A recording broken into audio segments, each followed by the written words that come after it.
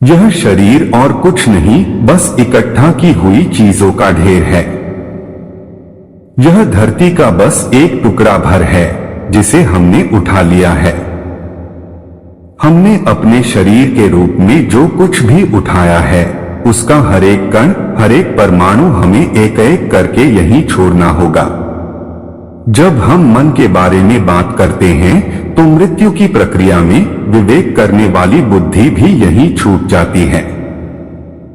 यह सारी जानकारी जो इकट्ठा की गई है, सूक्ष्म शरीर, सूक्ष्म मन और वह जानकारी जिसे कर्म कहा जाता है, यानी हमारा सॉफ्टवेयर, ये सब ऐसी ही बनी रहती हैं, पर विवेक बुद्धि चली जाती है।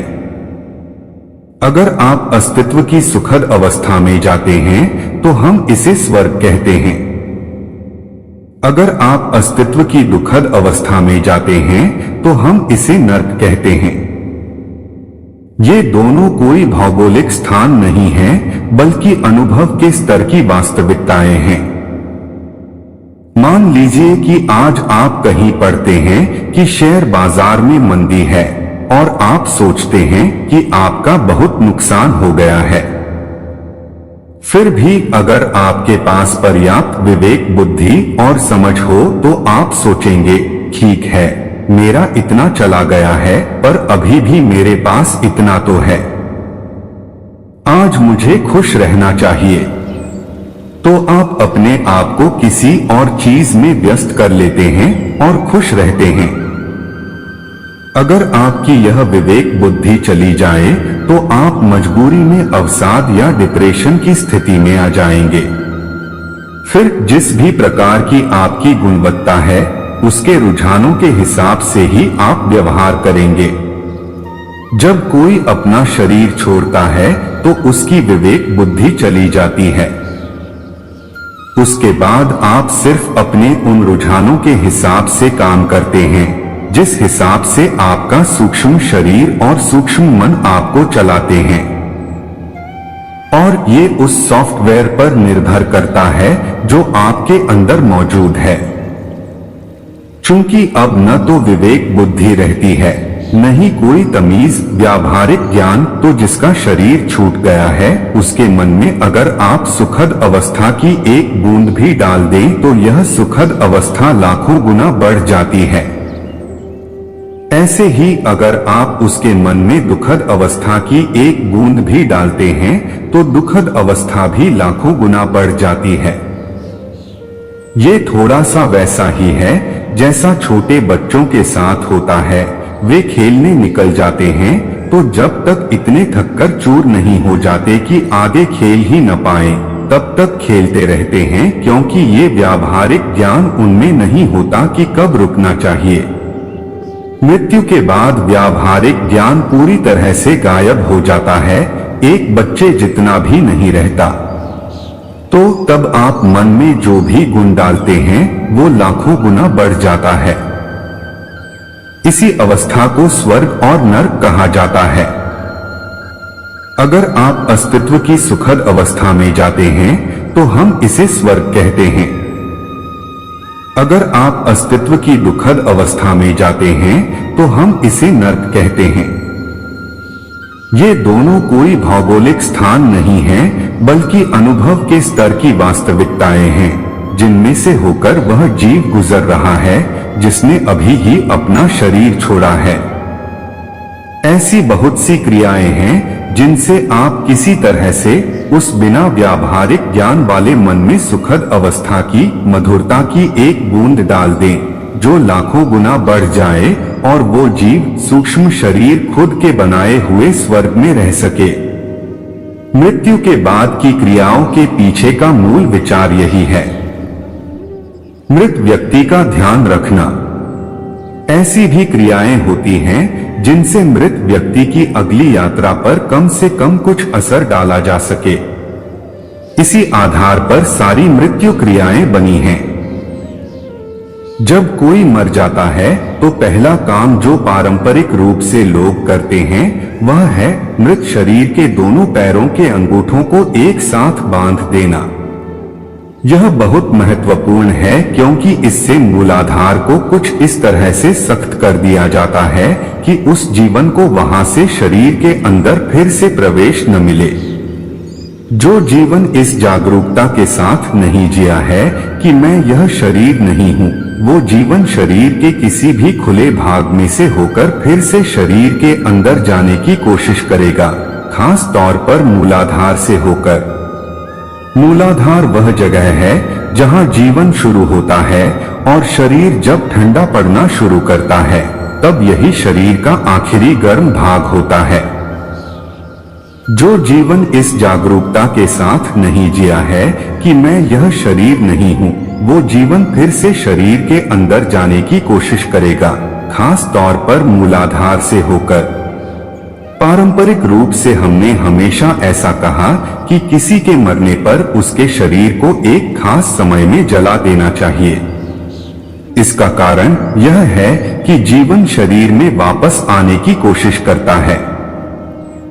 शरीर को जलाना मृत व्यक्ति के बाद जीवित रहने वालों के लिए भी महत्वपूर्ण है।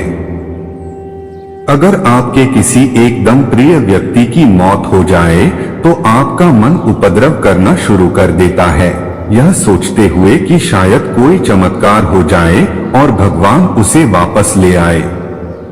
ऐसा कभी किसी के साथ हुआ नहीं है, पर फिर भी मन तो अपने खेल खेलता है क्योंकि उस व्यक्ति के लिए आपकी अपनी भावनाएं हैं।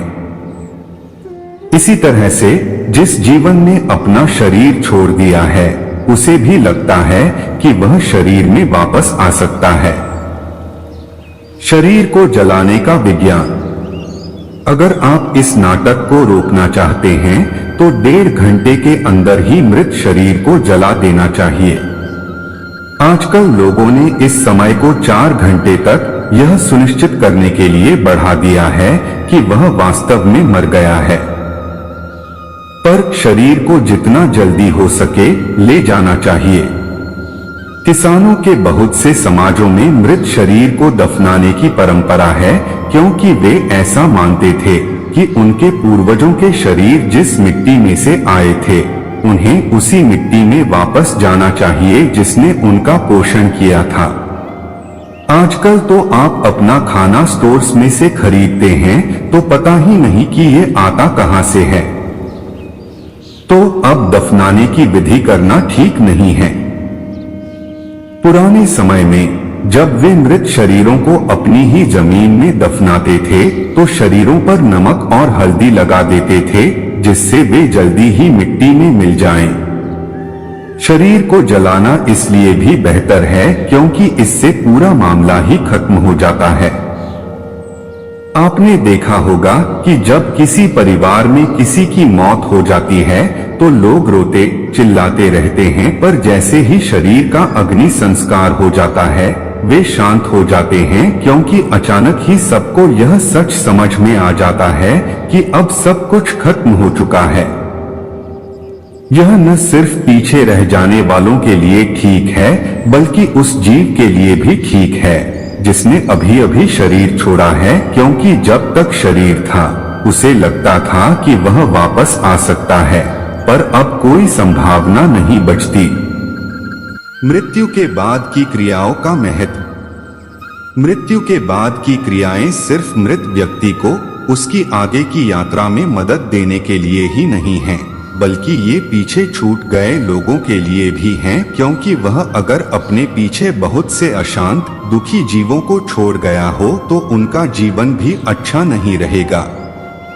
ऐसा नहीं है कि उन्हें भूत आकर पकड़ेंगे, पर इसका असर वातावरण पर पड़ता है। जो रह गए हैं उन पर ये मानसिक ढंग से असर डालेगा। आसपास के क्षेत्र में जीवन की क्वालिटी पर भी इसका असर होगा। यही वजह है कि दुनिया की सभी संस्कृतियों में मृत व्यक्तियों के लिए अपनी अपनी खास ढंग की क्रियाएं हैं। सामान्य रूप से ये पीछे रह गए नजदीकी प्रिय व्यक्तियों के कुछ खास मानसिक मामलों को ठीक करने के लिए हैं। किसी न किसी ढंग से इनमें कुछ सार्थकता भी है और कुछ विज्ञान भी। पर शायद दूसरी किसी संस्कृति में इतनी विस्तृत क्रियाएं नहीं है जितनी भारतीय संस्कृति में है। जितनी समझ और गहराई से भारतीय संस्कृति ने मृत्यु पर ध्यान दिया है, उतना किसी और संस्कृति ने नहीं दिया है। जैसे ही मृत्यु होती है, वहीं से लेकर बल्कि उससे पहले से भी ऐसी पूरी प्रणालियां हैं जिनसे कोई व्यक्ति सबसे ज्यादा फायदेमंद तरीके से संसार छोड़ सके। हर संभव दृष्टिकोण से जीवन को देखने के बाद भारतीय संस्कृति में यह कोशिश की गई है कि मुक्ति के लिए हर संभव चीज की जाए।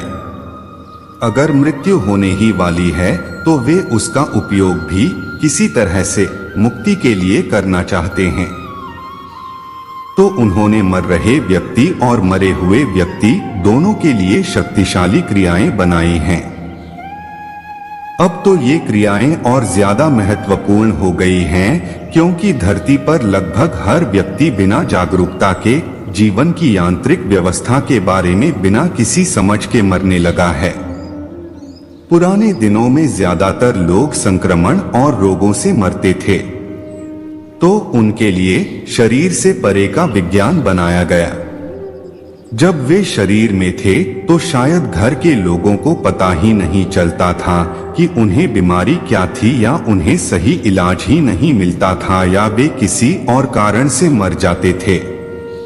तो कम से कम मरने के बाद लोग उन्हें इस तरह से मदद करना चाहते थे जिससे वे ज्यादा देर तक इधर उधर न भटकें और जल्दी ही उनका विलय या विसर्जन हो जाए।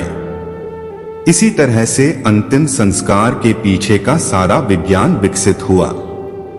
दुर्भाग्य से अब तो ये सब अर्थहीन क्रियाएं बनकर रह गया है, क्योंकि लोगों के पास जरूरी समझ या काबिलियत ही नहीं है। शरीर छोड़ चुके जीव जो पहला काम करते हैं वो है किसी किशोर उम्र के लड़के लड़की की तरफ जाना, क्योंकि वे सबसे ज्यादा असुरक्षित और आसान जीवन होते हैं।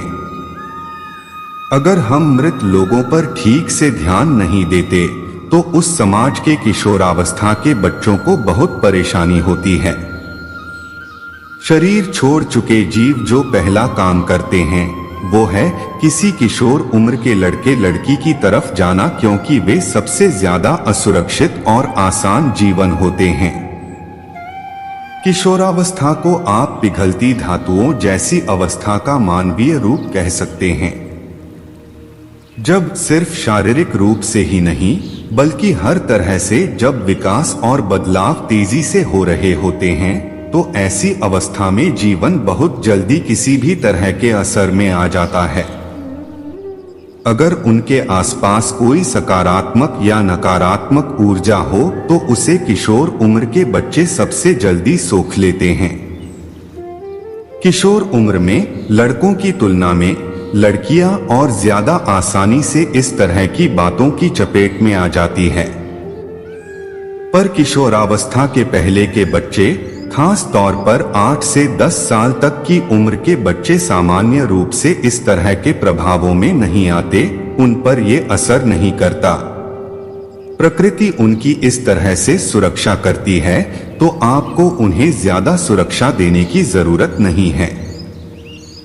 ज्यादातर 10 से 20 साल तक की उम्र के बच्चों पर ऐसी बातों का असर होता है।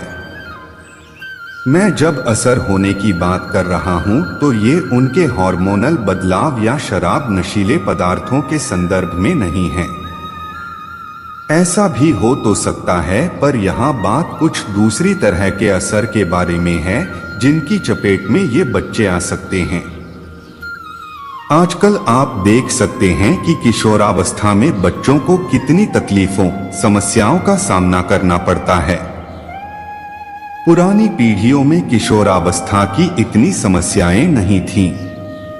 इसका एक कारण यह भी है कि हम मृत लोगों का सही ढंग से ध्यान नहीं रख पा रहे हैं।